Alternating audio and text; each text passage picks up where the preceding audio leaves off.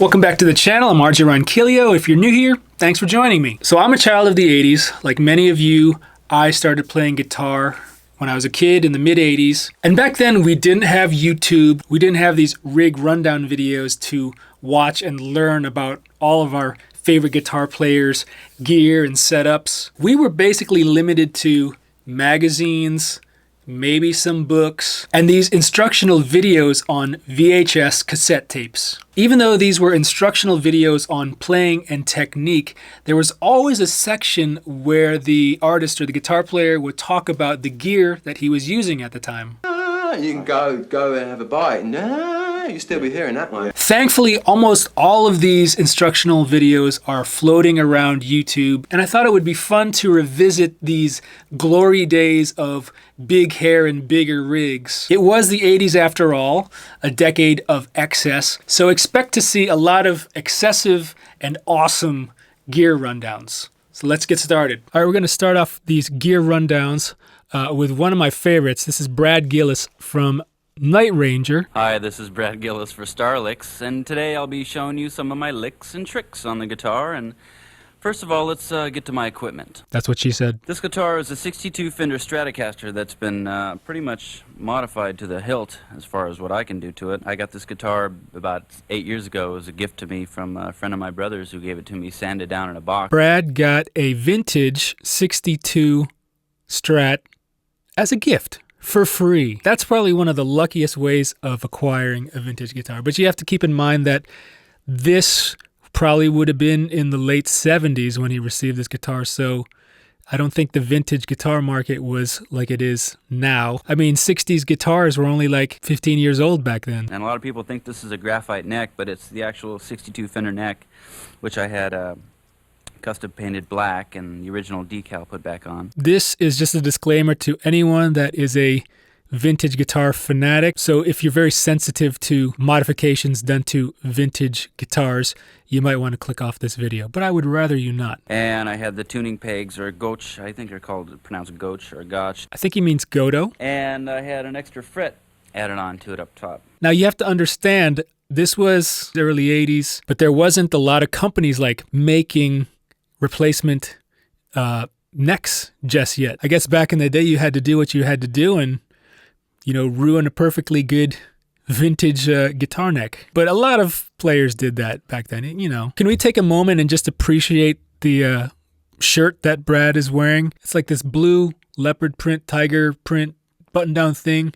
Apparently in the 80s there were blue tigers. So we ended up painting it with some leftover lacquer I had from my Datsun 240Z, which was... Datsun 240Z. I totally remember what that car looked like. But that's pretty baller if you think about it. A matching car and guitar. Don't tempt me with a good time. I ended up putting 7 coats of lacquer on, and then over on the top of that 2 coats of Emeron Clear. That's 9 coats of paint. That's like so anti-nitrocellulose fanboy. The pickup I use is a PJ Marks here in the treble position.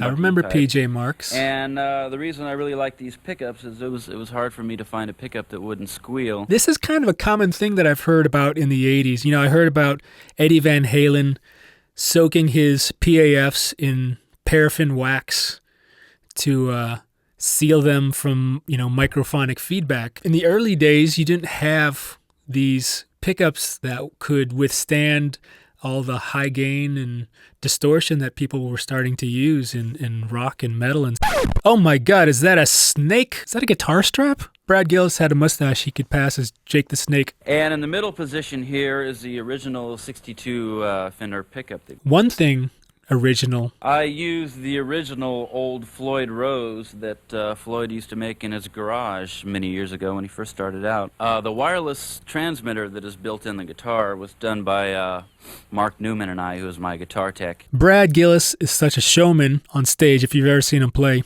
that he didn't want to be encumbered by, you know, a wireless pack hanging off his strap. So what did he do? He installed the wireless system inside his guitar. He doesn't have to use a pack on his snakeskin strap. That would ruin the snakeskin. It makes total sense now. We used to have another transmitter that my brother designed. It's a wireless switching transmitter, which we were able to when it was mounted in the guitar, we were able to, these switches were used to switch my different effects off and on. This would be used for like echo. This one would be like the AB channel for the boogie. So that's even more ingenious. Think about it. A wireless switching system. Keep in mind, this is the early 80s. I don't understand why that never caught on. Just having everything, buttons, switches on the guitar. Let me know down in the comments. Do you think that should be the norm instead of having huge pedal boards on the floor? Just put all the buttons on the guitar. The antenna that I use on this guitar is mounted in the back, routed through this area right here, and laid in there. It looks like a big tapeworm. The amplifiers that I use are Mesa Boogie amps, and I've been using them for quite a while now. Shows Whoa. I'm doing.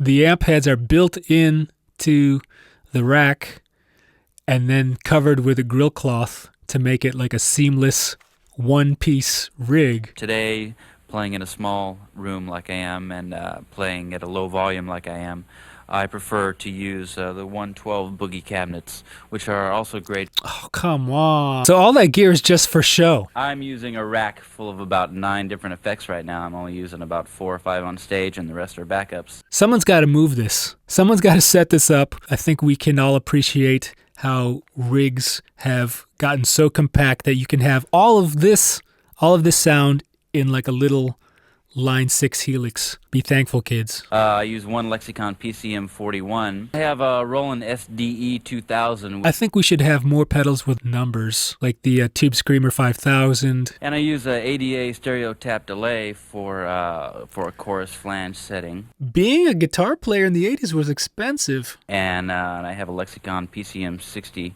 for the reverb. And then for noise reduction, I have a Rocktron Hush 2C, which is great on stage because sometimes you get unwanted noise and hiss from maybe drummer interference or radio stations nearby. All right, we're going to take a look at the king of 80s studio rigs, Mr. Steve Lukather. But before we get started, I'd like to tell you a little bit about my equipment.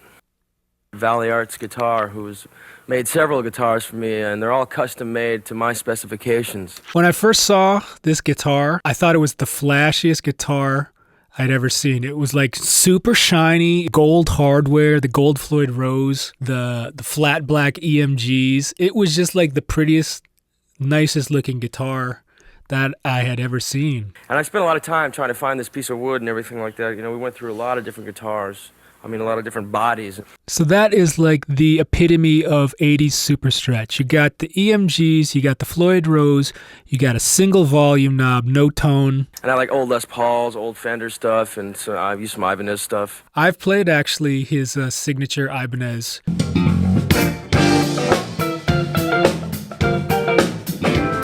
But for me, I've grown really attached to this particular guitar right here. I am totally looking for an HSS Floyd Super Strat Total 80s Studio Shredder.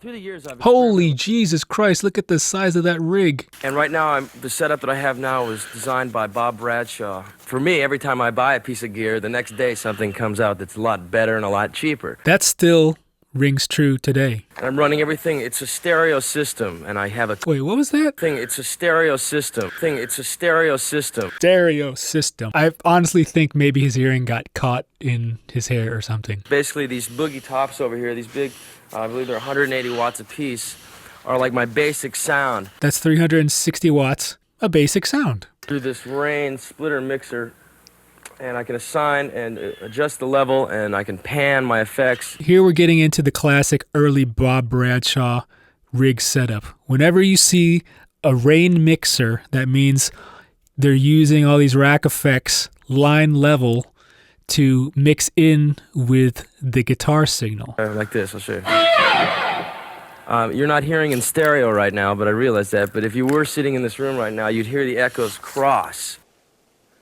You would, though, if it were playing, because it really widens the sound a lot. I happen to love Grease on my guitar, Grease being effects and whatnot. That is the absolute truth. The 80s studio guys, Lukather, Landau, Dan Huff, Michael Thompson, the amount of grease that was on those recordings cannot be measured in earthly terms? This stuff is necessary to reproduce live what you would do on an album. I happen to toy with this stuff just because I love to toy with it.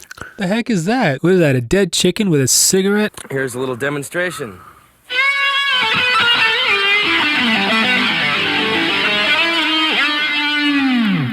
On this particular sound, I'm using the CS5 made by Ditronics. It's a tri-stereo chorus, which has 3 choruses in it in one. That is the classic 80s chorus to get. I've been talking to some people and they're saying that we should bring rack effects back in these big, huge refrigerator rack systems. It's very tempting, but it's also a lot of money and a lot of space. As well as what you just heard, I'm using 2 Roland 3000 digital delays. $10,000 for a reverb, it seems a little silly for a guitar player. Or if you just want to piss away your money, you can do that. I have done this. This is why I'm telling you not to do that. At least he's honest. I'm using here on the floor was designed by Bob Bradshaw. Those little labels that you would print out with like a little gun, those little plastic labels, it just screams 80s. Sound, instead of usually like where you have to like jump on like all over the place here like this, because I have an old Univibe in here, which is pretty much outdated, which I've affectionately renamed the Sex Box.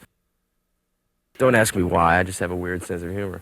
All right, moving on to one of my favorite videos. This is Michelangelo. Now, back in the day, he was known as only Michelangelo, not Michelangelo Batio, as he's known today. But before we get started, let me tell you about my equipment. That's what I use 400-watt Marshall stacks Now we're talking. processed through a Korg dual digital delay into a Korg modular effects pedal board where I use stereo digital chorus, stereo digital delay, compression, distortion, and I also use a Boss overdriver for a little extra distortion on solos when I need it. Okay, so compared to the other guys, he's got, looks like more floor effects. He's got one rack that I can see underneath that Marshall. The guitar that I'm going to be using throughout most of the video is a BC Rich Ironbird. Yes, that's an awesome looking guitar. Made out of alder, it's got 24 frets, a Kaler system, and 2 humbuckers. One of my backup guitars is a custom-made Dean Mach 5. It's got 24 frets, and this is...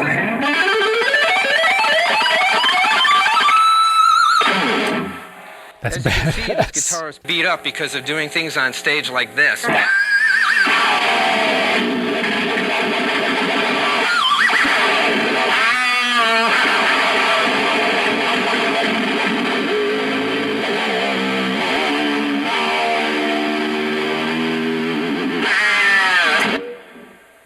He needs some milk. This guitar is my trademark. It's the custom-made Yes. double axe. And don't call it a double neck. And don't call it a double neck. Also, let's take a moment to admire the hair. It's like the higher the hair, the closer to God. Well, that was a very interesting look back at these 80s rigs. If you had a favorite, let me know down in the comments, or if there was a video from the 80s that you remember that had an awesome gear rundown, let me know down in the comments. All right, guys, if you enjoyed this video, make sure you click that thumbs up. If you have any comments or questions, leave them down below. Make sure you share it with your family, friends, someone that still owns a pair of hot pink leopard print spandex tights. And if you'd like to see more videos like this, gear demos, or guitar lessons, make sure you click the subscribe button. Thanks again for watching. I'm RJ Ronquillo, and I'll see you in the next video. Quite loud on stage. Yeah.